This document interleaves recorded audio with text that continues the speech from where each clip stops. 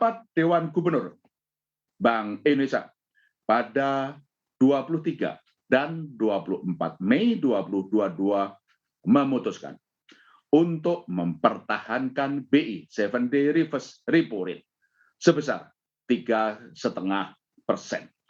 Demikian juga suku bunga deposit facility dan suku bunga lending facility tetap sebesar 2,75% dan 4,25%. Keputusan ini sejalan dengan perlunya pengendalian inflasi dan menjaga stabilitas nilai tukar serta tetap mendorong pertumbuhan ekonomi. Di tengah tingginya tekanan eksternal terkait dengan ketegangan geopolitik Rusia-Ukraina serta percepatan normalisasi kebijakan moneter di berbagai negara maju dan berkembang. Sejalan dengan hal tersebut, Bank Indonesia menempuh penguatan bauran kebijakan sebagai berikut. 1. Memperkuat kebijakan nilai tukar rupiah untuk menjaga stabilitas nilai tukar yang sejalan dengan mekanisme pasar dan fundamental ekonomi. Kedua, mempercepat normalisasi kebijakan likuiditas melalui kenaikan giro wajib minimum rupiah secara bertahap. Yang secara rinci kami sampaikan dalam lampiran 1, di mana pokok-pokoknya sebagai berikut.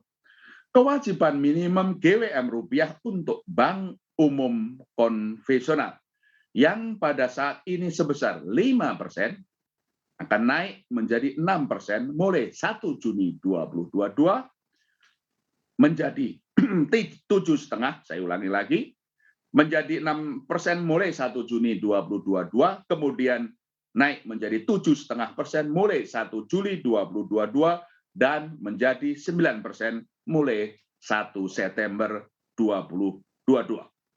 B. Kewajiban minimum GWM rupiah untuk bank umum syariah dan unit usaha syariah (UUS) yang pada saat ini sebesar 4%, naik menjadi 4,5% mulai 1 Juni 2022, menjadi 6% mulai 1 Juli 2022, dan menjadi 7,5% mulai 1 September 2022.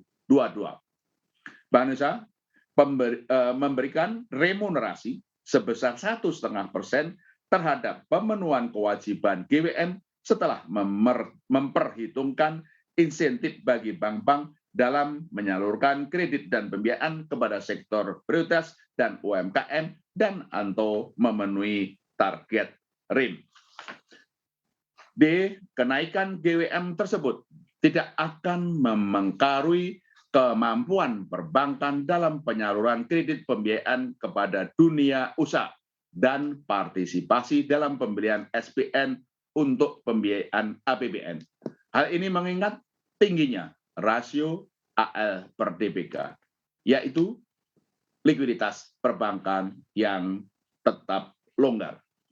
Yang ketiga, meningkatkan insentif bagi bank-bank yang menyalurkan kredit pembiayaan kepada sektor prioritas dan UMKM dan atau memenuhi target RPIM, rasio pembiayaan inklusif makrobudensial, yang insentif ini akan mulai berlaku 1 September 2022 sebagai berikut. Rincian ada di lampiran 2. Pelonggaran atas kewajiban pemenuhan GWM rupiah rata-rata.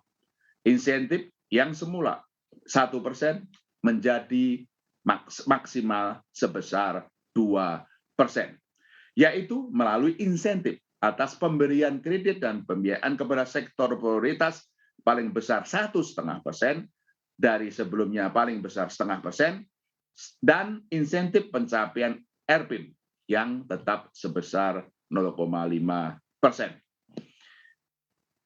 Insentif ini juga diikuti dengan perluasan cakupan subsektor prioritas dari 38 subsektor prioritas menjadi 46 subsektor prioritas.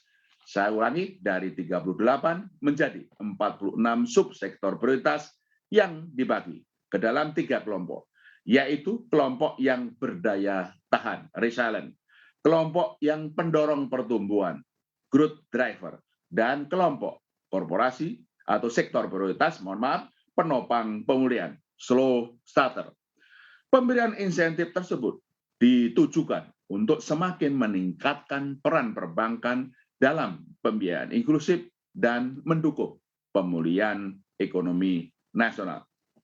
Kebijakan yang keempat, melanjutkan kebijakan transparansi suku bunga dasar kredit SP3 dengan pendalaman pada suku bunga kredit sektor prioritas sebagaimana dilihat dalam lampiran 3 siaran pers ini.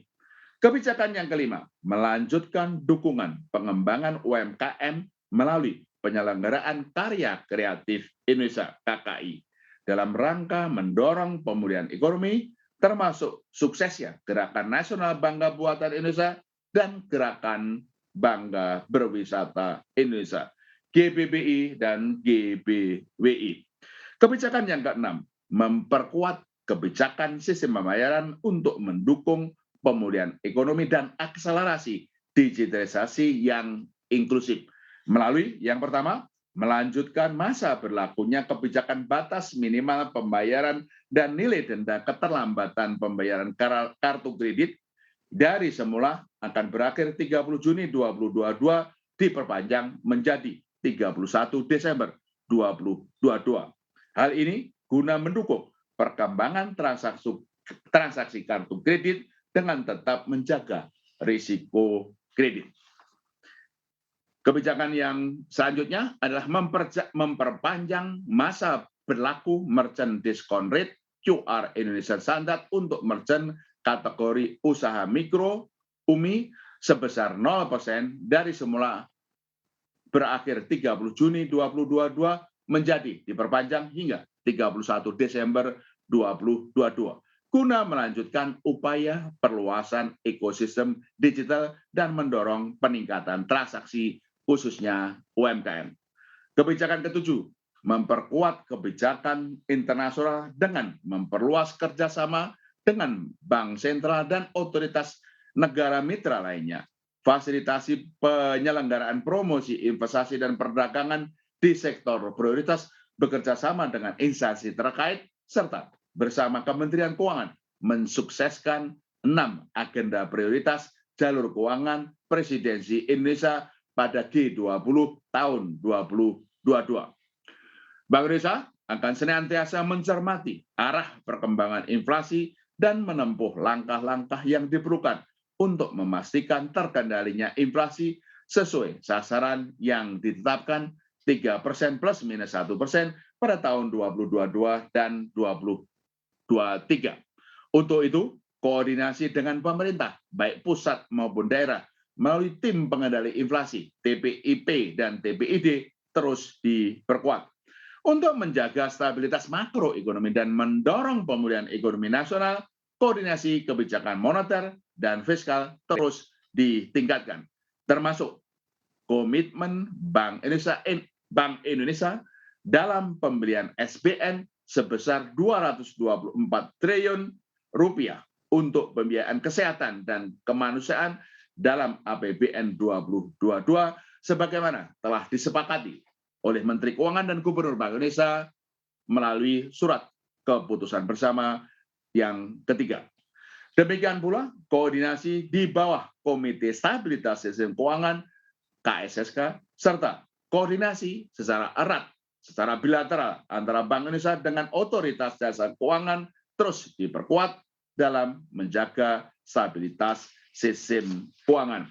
Demikian tadi pokok-pokok asesmen, proyeksi, dan kebijakan Bank Indonesia yang kami putuskan dalam rapat Dewan Gubernur Bank Indonesia pada tanggal 23 dan 24 Mei 2022 yang bertajuk BI 7-day reverse repo rate tetap 3,5%, memperkuat sinergi untuk menjaga stabilitas dan mendukung pemulihan.